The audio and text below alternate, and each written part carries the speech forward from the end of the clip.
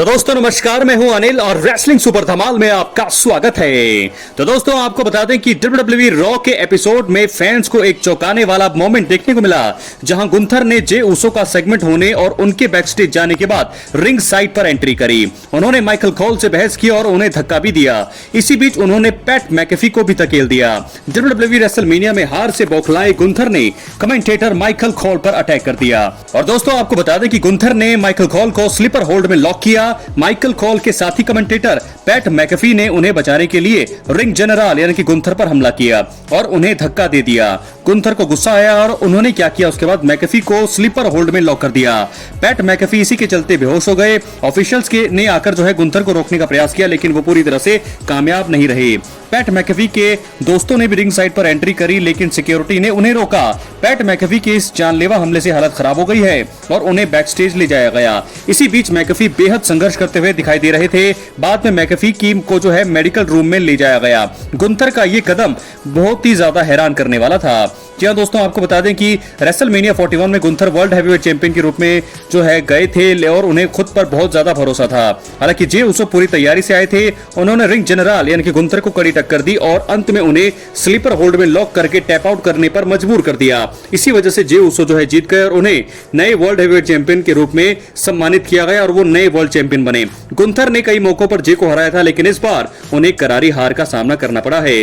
Gunther के PAT McAfee के साथ रिश्ते शुरुआत से अच्छे नहीं रहे हैं। जब मैकेफी जे उसो के थीम सॉन्ग को एंजॉय करते थे तो गुंथर को यह चीज पसंद नहीं आती थी। अब गुंथर ने मैकेफी पर अटैक कर दिया है और इसी वजह से आने वाले किसी शो में दोनों के बीच एक मुकाबला देखने को मिल सकता है।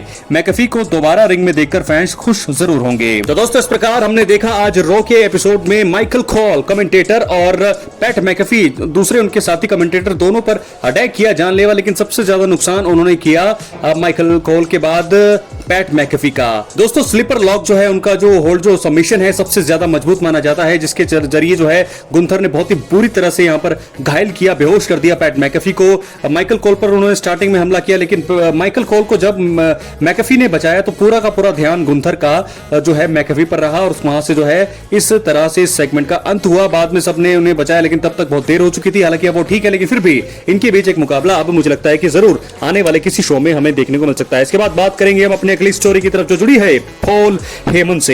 दोस्तों पॉल हेमन ने रेसलमेनिया 41 में रोमन रेंस को धोखा दे दिया था। अब उन्होंने असली ट्राइबल चीफ पर निशाना साधा है और बयान दिया है। उन्होंने कहा है कि उसके लिए खुद रोमन रेंस जिम्मेदार हैं। पॉल हेमन ने हालात बताते हुए सारी चीजों को क्लियर किया है। उन्होंने बताया है कि उनके द्वारा रोमन रेंस पर हमला नहीं किया गया। पॉल हेमन ने यह सारी बात एक शो में कही है। पॉल हेमन ने रेसलमेनिया 41 में पहले सीएम पंक को धोखा दिया, उसके बाद उन्होंने रोमन रेंस पर भी धोखे से लो ब्लो हिट कर दिया। अब पॉल हेमन ने द पैट मैकेफी शो में अपनी बात कही है। यहां पर दोस्तों ये बताना जरूरी है कि सीएम पंक ने अपने फेवर के तहत यह चाहा था कि पॉल हेमन साल के सबसे बड़े शो में मेन इवेंट करने वाले पल के समय उनके साथ हों। रॉ के पिछले हफ्ते हुए एपिसोड में रोमन रेंस ने पॉल हेमन को धक्का देकर रिंग पर पटक दिया था। पॉल हेमन के मुताबिक इसके चलते ही उन्होंने ये कदम उठाया जो फैंस ने शो ऑफ शोज में देखा। पॉल हेमन ने कहा, इस बात को लेकर क्लियर हो जाना चाहिए, मैंने रोमन रेंस को धक्का नहीं दिया। क्या मैंने उन पर रॉ में हाथ उठाया और जहां लाखों लोग अपने घरों में देख रहे थे तो उस समय उनको नीचे धकेल दिया? मैंने उन्हें छुआ भी नहीं। मैंने क्या किया? मुझे नीचे पटक दिया गया। मुझे रोमन रेंस ने WWE यूनिवर्स के सामने बेइज्जत किया। मैंने उनसे विनती की, मेरे बेस्ट फ्रेंड ने फेवर किया था और मैंने रोमन रेंस का परिवार भी बचाया था। तो दोस्तों इस प्रकार आपको बता दें कि पॉल हेमन और सेथ रॉलिंस रॉ के हालिया एपिसोड में नजर आए। उस दौरान सीएम पंक सबसे पहले आए, पर रॉलिंस ने उनकी हालत खराब कर दी। इसके बाद रोमन रेंस ने एंट्री करी और उन्होंने पहले रॉलिंस और फिर पॉल हेमन की हालत खराब कर दी। ये बात और है कि ब्रॉन ब्रेकर ने आकर रोमन रेंस को चारों खाने चित कर दिया। ऐसे में पॉल हेमन को अब दो नए दोस्त मिल चुके हैं। अब देखना होगा कि आगे क्या होने वाला है। मुझे लगता है बहुत सारी चीजें होने वाली है।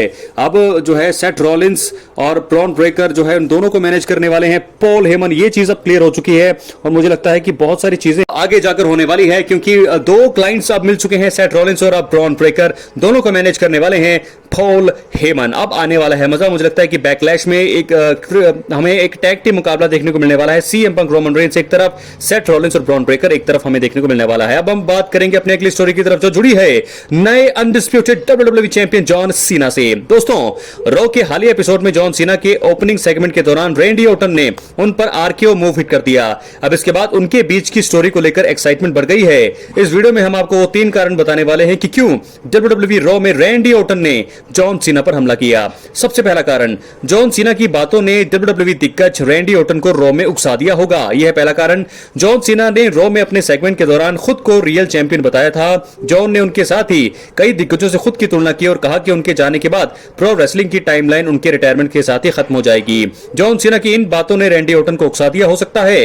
रैंडी ऑर्टन भी एक दिग्गज है और उनकी जॉन सीना के साथ कई सालों तक जबरदस्त स्टोरी रही है, तो मुझे लगता है कि ये एक पहला कारण हो सकता है। जरूर उकसा दिया होगा जॉन सीना ने रैंडी ऑर्टन को, जिसके चलते उन पर यह अटैक हुआ। बात करेंगे दूसरे कारण का, बैकलैश 2025 में अनडिस्प्यूटेड WWE चैंपियनशिप के लिए एक मैच बुक करने के लिए। जी हां दोस्तों, Randy Orton Saint Louis Missouri से हैं। बैकलैश 2025 भी वहीं होने वाला है। अब अगर रैंडी ऑर्टन के रेसलमेनिया 41 में हुए मुकाबले के बाद कंपनी उन्हें किसी अच्छी स्टोरी का हिस्सा बनाना चाहती है, तो उसके लिए अनडिस्प्यूटेड WWE चैंपियनशिप से जुड़ा मुकाबला सबसे बढ़िया है। रैंडी ने उसी की शुरुआत करने के लिए हमला जॉन सीना पर किया हो सकता है। उसके चलते अगर WWE अगले प्रीमियम लाइव इवेंट बैकलैश 2025 में रैंडी और जॉन सीना को अनडिस्प्यूटेड WWE चैंपियनशिप मैच का हिस्सा बना देती है, तो ये बहुत ही अच्छा कदम होगा। तो दोस्तों, अब हम बात करने वाले हैं तीसरे और आखिरी कारण का, और आखिरी कारण है रैंडी ऑर्टन WWE में 15वीं बार वर्ल्ड चैंपियन बनना चाहते हैं। दोस्तों, आपको बता दें कि जॉन सीना ने रेसलमेनिया 41 में अपने अनडिस्प्यूटेड WWE चैंपियनशिप मैच के बाद 17वीं बार वर्ल्ड चैंपियन होने के खिताब का जो गौरव है वो प्राप्त कर लिया है। अब वही रैंडी ऑर्टन भी 14 बार के वर्ल्ड चैंपियन है। ऐसे में अब अगर रैंडी ऑर्टन भी खुद को इतिहास का जबरदस्त चैंपियन बनाना चाहते हैं, तो उन्हें भी 14 बार वर्ल्ड टाइटल जीतने के दौर से आगे बढ़ने की जरूरत है। अब अगर रैंडी ऑर्टन जॉन सीना को हराकर 15वीं बार वर्ल्ड चैंपियन की बन जाते हैं, तो यह सबसे बढ़िया होगा। बहुत बड़ी बात दोस्तों मैंने यहां बता दी है कि रैंडी ऑर्टन और जॉन सीना के बीच ये चीजें होने वाली है, और बहुत ही सारी चीजें अब होने वाली है, क्योंकि जॉन सीना के पास अब बची हैं 27 dates. John Cena versus Randy Orton, आप इसे भी लॉक कर लीजिए, क्योंकि बैकलैश 2025 में अनडिस्प्यूटेड WWE चैंपियनशिप के लिए ये मुकाबला होने वाला है। बहुत ही तगड़ा और धमाकेदार मुकाबला ये रह सकता है, और मुझे लगता है कि बहुत सारी चीजें यहां पर होने वाली है। दोनों के बीच जो इतिहास रहा है बहुत ही तगड़ा रहा है, तो ऐसे में John Cena versus Randy Orton, आप इसे कर लीजिए लॉक। 3 कारण मैंने आपको बता दिए हैं कि आखिरकार क्यों रैंडी ऑर्टन ने जॉन सीना पर हमला किया, क्यों अटैक किया रॉ पर। तो फिलहाल कोडी रोड्स के बारे में दोस्तों इतना पता नहीं, और मैं आपको बता दूं कि कोडी रोड्स के बारे में इतनी बात नहीं की गई रॉ में, तो बहुत बड़ी हैरानी की बात है, क्योंकि 1 साल का रेन कोडी रोड्स ने अपनी कहानी खत्म की थी, लेकिन अब जो है कोडी रोड्स के बारे में इतनी बात नहीं की जा रही है, यानी कि किसी को भी इतना दुख नहीं है कोडी रोड्स की चैंपियनशिप हारने के लिए।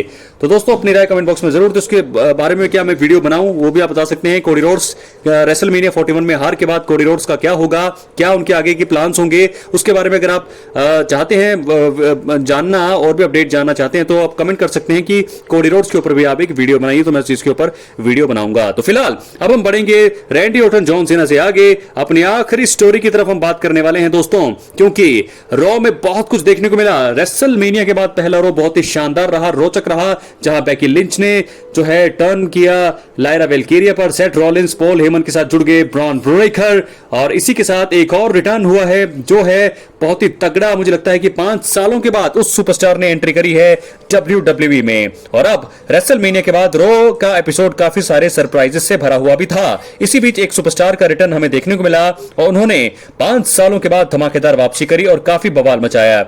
ये और कोई नहीं बल्कि फॉर्मर AEW सुपरस्टार रूसेव हैं। जी हां दोस्तों, कुछ समय पहले से खबरें सामने आ रही थी कि रूसेव ने WWE के साथ कॉन्ट्रैक्ट साइन कर लिया है, और वहीं आपको बता दें कि उनके रिटर्न को लेकर फैंस के बीच में एक्साइटमेंट था। रॉ में आखिर ये चीज पूरी हो गई। नए world tag team champions new day ने प्रोमो कट किया, उनके सेगमेंट में अल्फा अकेडमी ने दखल दिया, दोनों के बीच यहां से मैच ऑफिशियल हुआ।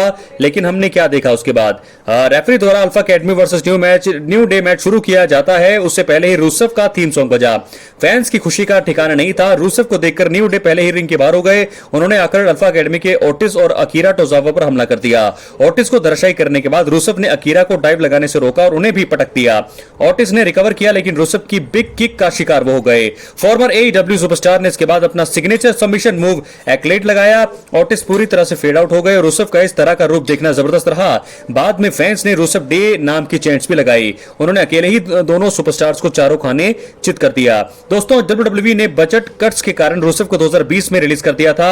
इसके बाद उन्होंने AEW में कदम रखा और वहां पर मीरो नाम से काम किया। उसके बाद तो ऑल एलीट रेसलिंग में उनका रन कुछ खास नहीं रहा और वो अपनी बुकिंग से खुश नहीं थे। फरवरी 2025 में खबर आई कि मीरो का कॉन्ट्रैक्ट AEW से खत्म हो गया है। फैंस उन्हें WWE में में देखना चाहते थे और कुछ ऐसा ही देखने को मिला। WWE ने उन्हें अपने साथ जोड़ और उनके रिटर्न को रेसलमेनिया 41 के बाद रॉ के लिए बचाकर रखा था। देखना होगा कि रूसेव का WWE में दूसरा रन कैसा रहता है। तो रूसेव की एंट्री हो चुकी है, अपनी राय कमेंट बॉक्स में जरूर दें। चैनल पर अगर आप नए हैं सब्सक्राइब करने के बाद ऑल पर क्लिक करें। मिलते हैं अगली वीडियो में, बहुत बहुत धन्यवाद।